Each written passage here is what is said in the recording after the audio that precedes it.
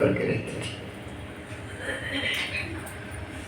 भगवान कैसे आते हैं, परमात्मा कैसे आते हैं, भगवान किस प्रकार से हमारी रक्षा कर लेते हैं, कोई पता नहीं चलता। बिनु पद चरई सुनहु बिनु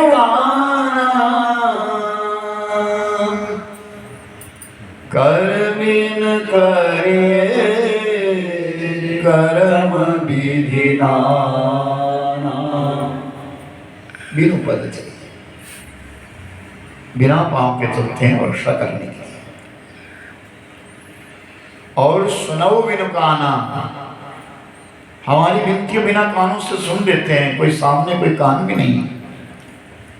कर बिन कर ये कर्म विधि नाना, बिना हाथों के वो हमारा कल्याण कर देते हैं।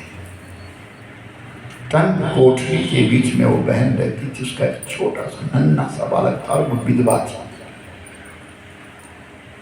दो ही रहते हैं। बरसात का मौसम, वर्षा होने लगी, जल बरसने लगा, जल बरसने लगा, आगाज जल बरसा।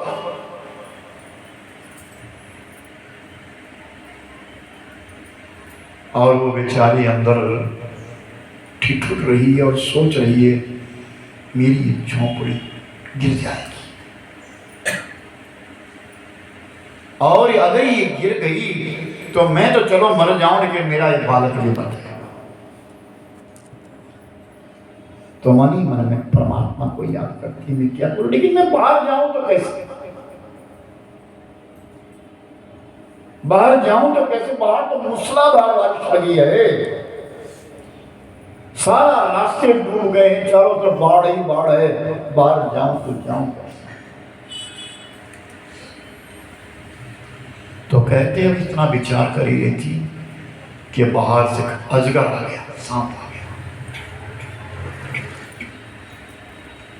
पानी के बीच से सांप आ गया, और वो सांप दरवाजे के ऊपर खड़ा हो डसने के लिए, और उसकी गोदी में नन्हा सा बालक, उसके गोदी में नन्हा सा बालक है, और सांप तो खड़ा हो गया। उसने बालक को किनारे और चिपका दिया, साथ में और चिपका दिया, और कोठरी की तरफ किनारे हो गई। और जैसे वो कोठरी के दरवाजे के पीछे आ रही और सांप अंदर आया, सांप का अंदर आना और उस महिला का बाल चल गया। अपने बालक को बचाने के लिए उस बालक को लेकर के वो मूसलाधार बारिश के बाहर निकल गई, और जैसे वो बाहर निकली तुरंत झोपड़ी ऊपर से गिरी, छत गिरी और मिट गई, और सांप अंदर मर गया। बिनु पद चरई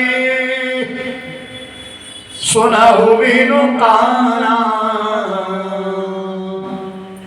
कर बिन करे विधि नाना। बिना पाँव के भगवान आए नहीं, लेकिन फिर भी वो बच गए। भगवान सुनने वाले भी नहीं, सुन लिया परमात्मा ने। हाथ कोई नहीं परमात्मा ने लगाया, उस मूसलाधार बारिश के बीच में सांप बनकर के कुछ अंदर चला गया, वो बाहर निकल गई। सांप के डर के मारे बाहर निकली, क्योंकि उसे ये मालूम नहीं था कि ये तो बिल्कुल गिरने वाली है। और जैसे वो बाहर आई वैसी झोपड़ी गिर गई। माँ भी बच गई, बालक भी बच गया। कहते कि वो परम पिता परमात्मा पता नहीं किस किस प्रकार हमारी सहायता कर देते हैं, हमारी नियमावली को बदल देते हैं। भगवान की अपनी नियमावली है, और जिसका परिपक्व नियम है भगवान उसके नियम को सहायता देते हैं। एक मैं कथा सुनाता हूं ना कि महर्षि रमण, तमिलनाडु के महर्षि रमण, जो 25 वर्ष तक एक कमरे में ही रहते। सुनिए, जो एक स्थान पर 2 घंटे 3 घंटे नहीं इंसान बैठ सकता, वो जिंदगी में क्या तरक्की करेगा। जो कमरे में बैठ सकते तो तरक्की क्या करेंगे। महर्षि रमण 25 वर्ष एक कमरे में रहे। पढ़िए उनके ग्रंथों को, तभी तो कहता हूं कि किसी अच्छी पुस्तक को पढ़ो। रामकृष्ण परमहंस जी के लीलामृत पढ़ो, विवेकानंद का चरित्र पढ़ो, आदि शंकरा एक पुस्तक का नाम है आदि शंकरा, जो कि 32 वर्ष की आयु के बीच में इस संसार को छोड़ करके चले गए और 4 मठों की स्थापना करके गए। पूरब में जगन्नाथपुरी बसाई, पूरब में एक मठ बना, एक धाम बना, दूसरा धाम द्वारिका बना, तीसरा धाम रामेश्वर बना और चौथा धाम बद्रिकाश्रम बना। ये 4 धाम और 4 ही शंकराचार्य बिठाए। आज 36 शंकराचार्य हो गए। तू क्या ज्ञानी है, तेरे से ज्यादा ज्ञानी तो मैं। आज 3600 शंकराचार्य, हजारों मंडलेश्वर है, लाखों महामंडलेश्वर बने हुए हैं। कलयुग में कहा गया ना कि जो मुख से बोले वही शास्त्र बनेगा, बस। जबकि 4 ही शंकराचार्य थे। दिशा का मालिक होता है शंकराचार्य, उसकी पदवी बहुत ऊंची है। 4 दिशा में 4 शंकराचार्य, और वो शंकराचार्य का निर्देश है। आदि गुरु शंकराचार्य एक वो जिनका नाम था भगवान शंकर, जो शंकर जी के अवतार थे। और सुनिए गजब की बात,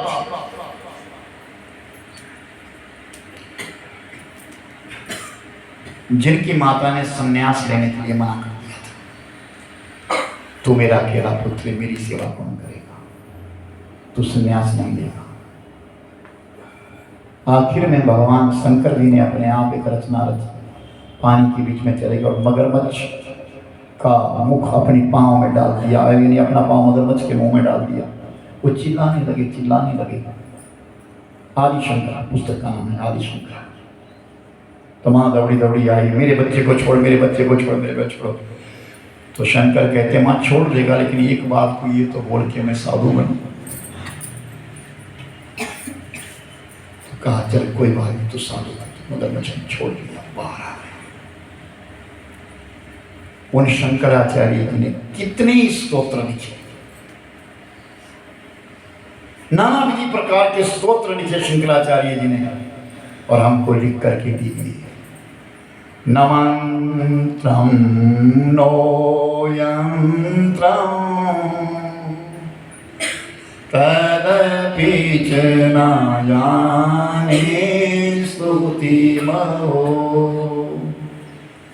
न च ध्यानं वानं तदपि च न जाने स्तुति कथा।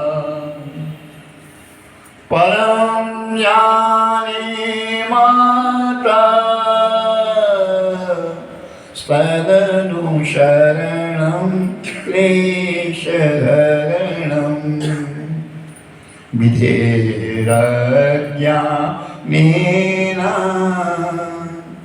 द्रवेण विरयेण लसतया।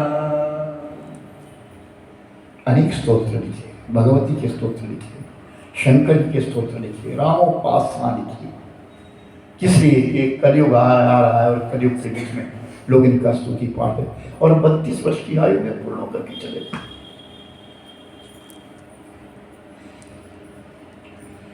मंडन मिश्र के साथ शास्त्रार्थ किया।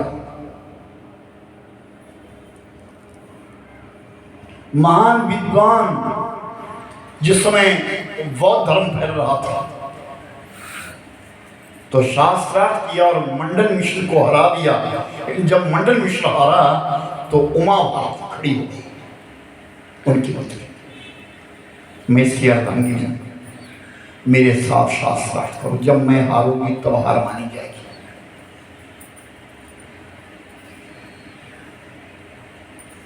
तो पहले तो शंकराचार्य ने कहा कि तुम तो स्त्री हो, स्त्री से मैं शास्त्रार्थ कर नहीं,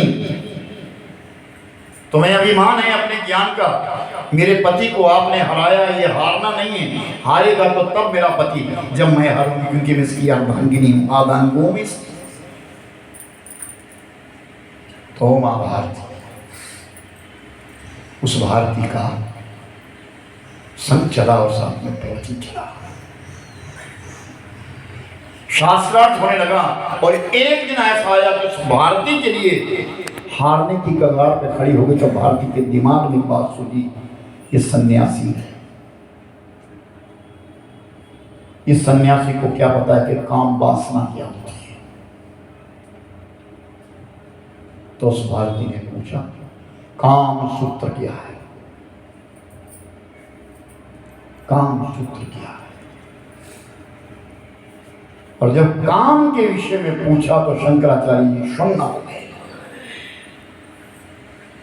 क्योंकि वो तो बाल ब्रह्मचारी है, उन्हें तो पता ही नहीं। और जब अपनी हार देखी कि अब मेरी हार हो रही है, तो कहा, मां 1 महीने की अवधि देंगे। 1 महीने की अवधि के पश्चात मैं तुम्हारे साथ शास्त्रार्थ करूंगा। अपने शिष्यों से कहा, मैं शरीर को छोड़ रहा हूं, इसे जलाना मत, इस शरीर को फेंकना मत। 1 महीने के पश्चात लौट करके आऊंगा इसी शरीर में। और शंकराचार्य जी ने शरीर से बाहर निकल गए। हर इंसान के पास 2 शरीर है, एक सूक्ष्म शरीर है और एक स्थूल शरीर है। जिस शरीर में हम रह रहे हैं, अभी दिख रहा है, वो स्थूल है। इसके अंदर एक सूक्ष्म शरीर है,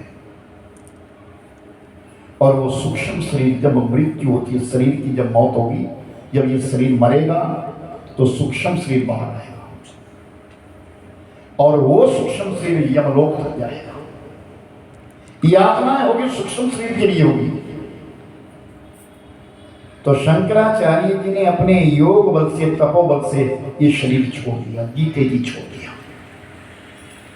कितने लोग ऐसा बोल लेते हैं, मेरी मौत निश्चित हो गई है, मैंने मरना है। और यहां तक कि कोई लोग अपनी तिथि बता देते हैं। वो योग का प्रताप है, योग का बल है। समय बता देते हैं, इस समय मेरी मौत हुई, आवाज हो जाता है। और शंकराचार्य जी अपने आश्रम से बाहर निकल गए, शरीर अंदर पड़ा है। बाहर देखा तो एक राजा मरा है, और राजा की अर्थी जा रही है, शमशान के लिए लेके जा रहे हैं। राजा ने तुरंत अपना शरीर राजा के मृतदेह में, अब शंकराचार्य जी ने अपना शरीर, ये सूक्ष्म शरीर राजा के उस पार्थिव शरीर में डाल दिया। चलती चलती अर्थी रुक गई। ये तो जीवित हो गया, ये तो राजा जीवित हो गया। और राजा के रूप में शंकराचार्य बने और लौट गए। रानी के पास पहुंचे, वासना व्यक्त नहीं करी, यहां आक्षेप किया। बड़े संतों ने स्वयं पढ़ा है कि क्या शंकराचार्य जी ने काम वासना के साथ लिखते हुए? नहीं, इन्होंने काम सूत्र को लिखा। उस वासना को देखा, भाई क्या ये शरीर पंच तत्व का बना, इसके अंदर वासना कैसे प्रवेश होती है, और वासना होने पर इंसान क्या करता है। 1 महीने तक पूरा ज्ञान पाया, फिर राजा की मौत हो गई, शरीर बाहर निकल गया, और अपने शरीर में 1 महीने के पश्चात प्रवेश हुए। और आज भारती के संग फिर चले गया। जब शंकराचार्य जी आए, किसने पूछा, भाई मंडन मिश्र का घर कहाँ है? क्योंकि मंडन मिश्र ऐसे विद्वान थे जो भारतीय संस्कृति के प्रकांड विद्वान बन गए थे। तो जब ये कहा तो किसी ने कहा उनका घर पूछने की जरूरत नहीं है। बोले क्यों? कि जिस दिन के दरवाजे पर बैठे हुए पक्षी भी वेद मंत्रों का जाप करते हो, वो मंडन मिश्र का ही घर है। तो दरवाजे पे दो तोते रहते थे, वो श्लोकोच्चारण करते थे।